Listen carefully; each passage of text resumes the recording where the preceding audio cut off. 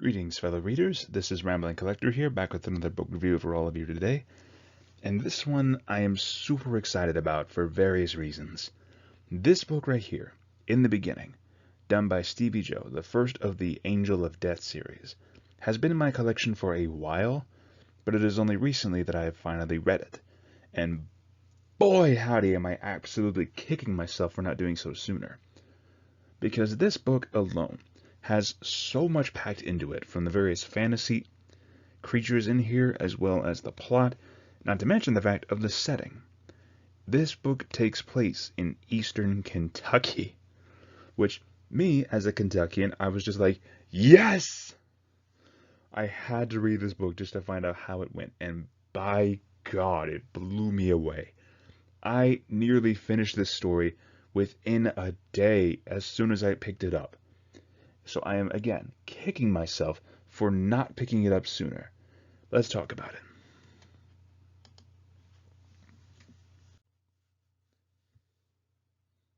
So first of all, for my overall thoughts, this novel is an extremely packed novel that throws you right into the action from the start by introducing the various factions and characters at play in this novel.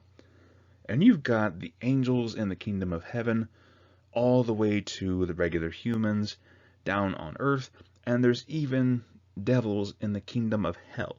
So you got those three kingdoms going on here. So there is creationism involved here, but the way that it is played out makes it very interesting. For instance, I never thought I would see a power-hungry, devious angel until I met Hope.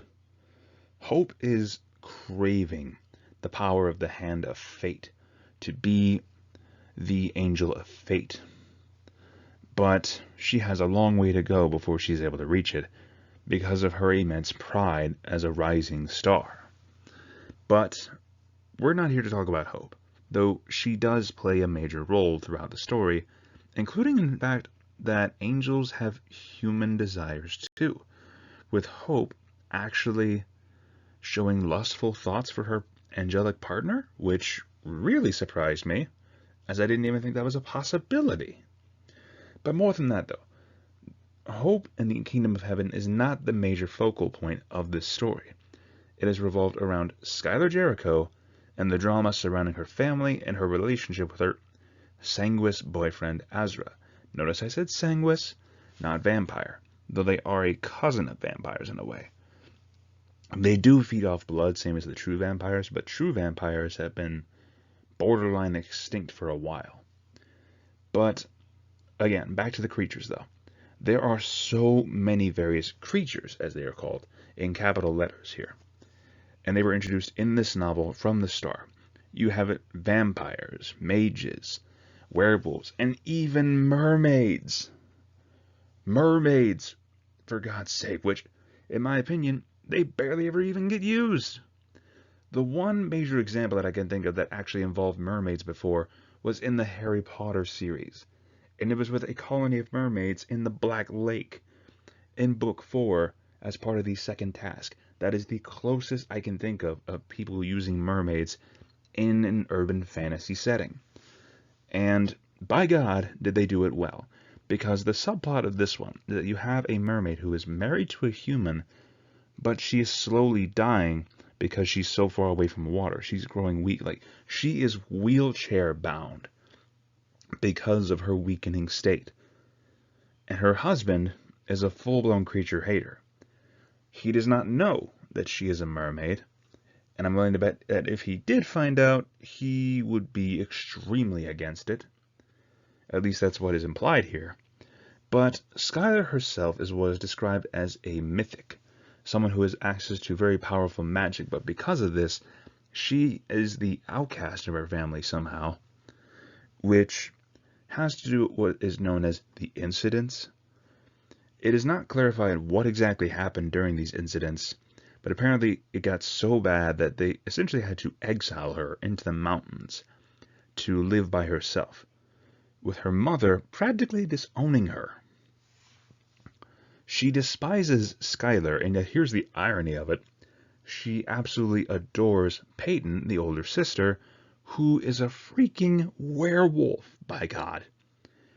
And Peyton, by far, has continuously tried to suppress her own werewolf nature because she wants to be the perfect daughter for her mother, which we all know cannot truly happen if you are trying to fit into your parents' sight of you.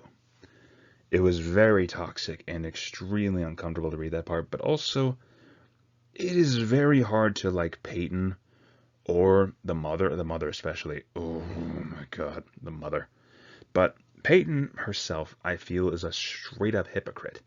Because while she and Skylar do get along at times, they're always going to be at each other's throats because Skylar is viewed as the outcast, while Peyton, who is a werewolf, is considered the perfect daughter.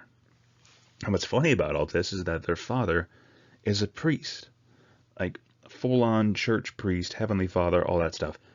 And he absolutely wants to keep supporting Skylar no matter what, despite what his wife thinks, which really creates a strange family dynamic, especially when you find out that Skylar has a cousin who is also a werewolf, as well as an uncle.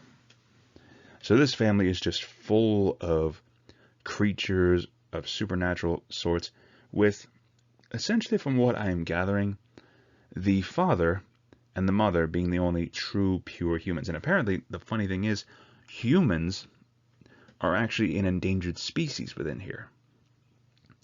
That isn't fully addressed, like it is addressed, but not fully. And they view creatures as a sort of disease upon them. They want to bring humanity back to its prime, which, of course, is probably not going to happen. But Skylar's plight of being the outcast in this family really kept me hooked, nearly causing me to finish this whole novel within a day because I kept wanting to see more. The plight of it, of her having to deal with not only her sanguineous boyfriend constantly trying to say, hey, let's get married, let me just turn you already, consistently trying to bully her or guilt trip her into accepting the change into a sanguineous, which apparently, after reading further in the novel, might have caused her to die. And not only that, but the family essentially outcasting her, or at least her mother and her older sister, treating her like a pariah, really kept me wanting to read more because I felt for this character. I wanted to see her succeed in some way, shape, or form. More than that, though, okay, this is just me ranting here. Azra. That damn vampire can go jump in a river for all I care, because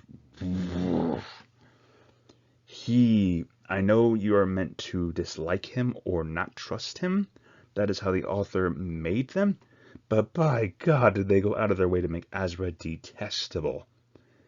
They wrote him out as this controlling boyfriend who constantly would belittle Skylar, saying, oh, your magic is very weak and out of control. Or if you let me turn you, I can help you learn how to control it, things like that. He kept on saying, hey, let me turn you, let me turn you. He kept on trying to force it onto her. Kept trying to compulse her to do so through not so much pure, like, thought searching, as Skylar would constantly keep him out, but through persuasion or compulsion, things like that. And oh my God, I half the time wanted to throw him out. I actually was waiting to see if somebody was going to kill him or not before the end of the novel. Which, oh boy, he comes close twice. Twice he comes close to getting killed, and I'm like, come on, just a little bit further, just a little bit further. Stevie Jo really went out of her way to make Azra a detestable character. By God. And I was more than happy to see him get his just desserts. Okay, rant over. Let's move on to random thoughts.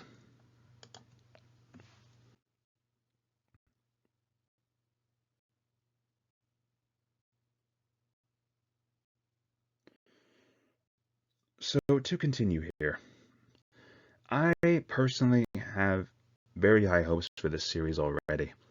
I know it may not appeal to some due to the Christian undertones with heaven and hell, but me personally, I'm very curious to see where this novel goes with this, because it feels like we're about to enter into a massive war zone between the three kingdoms of earth, heaven, and hell, especially with the little glimpses we get of the kingdom of heaven, and just how things are tipping, in a way. because there's actually a statue in one of their gardens, the Garden of Eden, for instance, that shows the angel and the serpent, or at least the representative of Eve and Satan as a serpent, with the apple. They have constantly kept it in balance, but in one part of this novel, we see that balance start to tip. And I, for one, am very curious to see how that goes with the next novel. Stevie Jo has managed to completely enthrall me with this book, and I cannot wait to see more, mostly because it takes place in eastern Kentucky. And as a Kentuckian, that alone spoke to me very highly, and it made me more interested to see more of this story play out. But more than that, though, I definitely enjoy how we got to see mermaids actually play a part in here, or at least a character who is a mermaid struggling to live in modern society.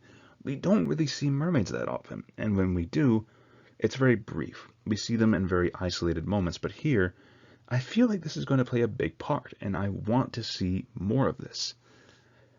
Because we've seen vampires, we've seen werewolves, and we've seen, of course, mages, but rarely have we ever seen mermaids get involved in a main story plot. So I'm very curious to see where they go with that. But, more than that, I like how they do the different types of werewolves, like, for instance, how they describe it as the beast within. With Peyton, since she struggles to accept her own beast, the wolf goes out of its way to subconsciously make sure that she photographically remembers everything about her time as a wolf, her escapades as a wolf. Whereas the cousin, I can't remember the name of them right now, they are fully in control of themselves and their wolf because they have learned to accept it and be more comfortable in their own skin.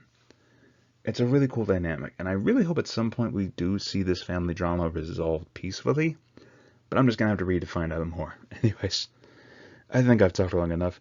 Let's move on to the score, though you all should probably know what I'm going to say.